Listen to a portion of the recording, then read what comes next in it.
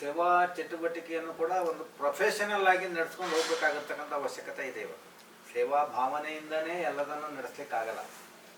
ಅಂದರೆ ಈ ಸೇವಾ ಕಾರ್ಯವನ್ನು ನಡೆಸಲಿಕ್ಕೂ ಕೂಡ ಪೂರ್ಣಾವಧಿ ಕಾರ್ಯಕರ್ತರು ಬೇಕು. ಪೂರ್ಣಾವಧಿ ಕಾರ್ಯಕರ್ತರು ಬೇಕು ಅಂತ ಹೇಳಿದಾಗ ನಾವು ಅವರ ನಿರ್ವಹಣೆ ಇತ್ಯಾದಿಗಳನ್ನು ನೋಡಬೇಕು. ಅದನ್ನು ನೋಡ್ತಾ ಇರಬೇಕು ಅಂತ ಹೇಳಿದರೆ ಅವರ ಕೆಲಸ ಸರಿ ಇದೆಯಾ ಅಂತ ನಾವು ಗಮನಿಸಬೇಕಾಗತ್ತೆ. ಸೊ ಹೀಗೆ ಎಲ್ಲ ಥರದ್ದು ಕೂಡ ಸೇರಿಕೊಂಡಿರುತ್ತೆ. ಸೊ ಹಾಗಾಗಿ ನಮ್ಮ ಕೆಲಸ ಅದು ಗುಣಾತ್ಮಕವಾಗಿ ಬೆಳೀಲಿಲ್ಲ ಅಂತ ಹೇಳಿದರೆ ಸಮಾಜದ ಮೇಲೆ ಅದರ ಇಂಪ್ಯಾಕ್ಟ್ ಇಲ್ಲ. ಆವಾಗ ನಮಗೆ ರಿಸೋರ್ಸ್ ಬರೋದಿಲ್ಲ. ಸೊ ಇದೆಲ್ಲವೂ ಕೂಡ ಒಂದಕ್ಕೊಂದಕ್ಕೂ ಲಿಂಕ್ ಆಗಿರೋದು. ಆದರೆ ಪ್ರಶ್ನೆ ಏನಪ್ಪ ಅಂದರೆ ನಾವು ಎಲ್ಲಿಂದ ಶುರು ಮಾಡಬೇಕು ಅಂತ ಹೇಳುವಂಥದ್ದು. ಸೊ ಹಾಗಾಗಿ ಇವತ್ತು ನಾವೀಗ ಏನು ತಿಳ್ಕೊಂಡಿದ್ದೀವಿ, ಇದರ ಒಂದು ಹೋಮ್ವರ್ಕ್ ನಾವು ಮಾಡಬೇಕು. ಇದು ಮುಖ್ಯವಾಗಿರ್ತಕ್ಕಂಥದ್ದು. ಶಾಲೆಯಲ್ಲಿ ಕಲಿಸಿದ ಪಾಠಕ್ಕೆ ಟೀಚರ್ದು ಹೋಮ್ವರ್ಕ್ ಕೊಟ್ಟೇ ಕೊಡ್ತಾರೆ. ಸೊ ಆ ರೀತಿಯಲ್ಲಿ ನಾವು ಕೂಡ ಇದಕ್ಕೆ ಸಂಬಂಧಪಟ್ಟ ಹಾಗೆ ನಮ್ಮ ಸಂಸ್ಥೆಗಳಲ್ಲಿ ನಡೀತಾ ಇರತಕ್ಕಂಥ ಯಾವುದಾದ್ರೂ ಒಂದು ಚಟುವಟಿಕೆಗೆ ಸಂಬಂಧಪಟ್ಟ ಹಾಗೆ ಇದನ್ನು ಮಾಡಿದರೂ ಸಾಕು. ಬೇರೆ ಯಾವುದೋ ಹೊರಗಡೆ ಸಂಸ್ಥೆ ಯಾರೋ ಮಾಡ್ತಾ ಇದ್ದಾರೆ ಅದೆಲ್ಲ ಆಮೇಲೆ ಸೆಕೆಂಡ್ರಿ. ಈ ನಮ್ಮ ಸಂಸ್ಥೆಯನ್ನು ನಾವು ಗುಣಾತ್ಮಕವಾಗಿ ಸಂಖ್ಯಾತ್ಮಕವಾಗಿ ವಿಕಾಸ ಮಾಡಿದರೆ ಬೇರೆಯವರಿಗೆ ಹೇಳಲಿಕ್ಕೆ ಒಂದು ನೈತಿಕವಾಗಿರ್ತಕ್ಕಂಥ ಬಲ ಬರ್ತದೆ.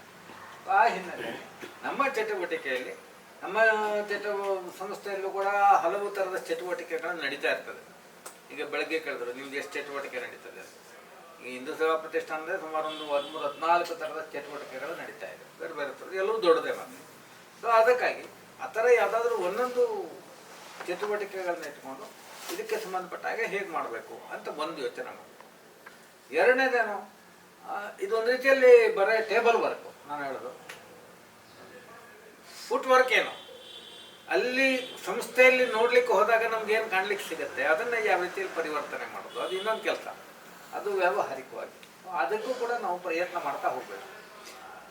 ನಡೆಯುವವನು ಎಡವುತ್ತಾನೆ. ಹಾಗಾಗಿ ನಾವು ಪ್ರಯತ್ನ ಮಾಡಿದ್ರಲ್ಲಿ ವಿಫಲತೆ ಬರ್ಬೋದು. ಅದಕ್ಕಾಗಿ ನಾವು ಹೆದರ್ಬೇಕಾಗಿಲ್ಲ, ಮತ್ತು ಪರಿಷ್ಕಾರ ಮಾಡ್ಕೊಳ್ಬೇಕಷ್ಟೆ. ಏನು ನಮ್ಮದು ಸಮಸ್ಯೆ ಎಲ್ಲಾಯಿತು, ಎಲ್ಲಿ ತಪ್ಪಿದ್ವಿ, ನಾವು ಯಾವ ರೀತಿಯಲ್ಲಿ ಮುಂದೆ ಹೋಗಬೇಕು, ಇದನ್ನು ಯೋಚನೆ ಮಾಡ್ಕೊಳ್ತಾ ಮುಂದೆ ಹೋಗಬೇಕು.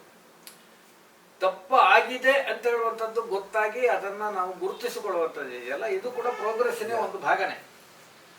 ಇದು ಕೂಡ ಒಂದು ಪ್ರೋಗ್ರೆಸ್ಸಿನ ಭಾಗನೇ. ಸೊ ಹಾಗಾಗಿ ನಾವು ಅದನ್ನು ಕೂಡ ನಾವು ಡಾಕ್ಯುಮೆಂಟು ಕೂಡ ಮಾಡ್ತಾ ಹೋಗಬೇಕಾಗತ್ತೆ. ಸೊ ಆ ರೀತಿಯಲ್ಲಿ ಒಂದು ಸ್ವಲ್ಪ ನಾವು ಯೋಚನೆ ಮಾಡ್ಕೊಳ್ತಾ ಹೋಗೋದು ಒಳ್ಳೆಯದು ಅಂತ ಅನಿಸ್ತದೆ.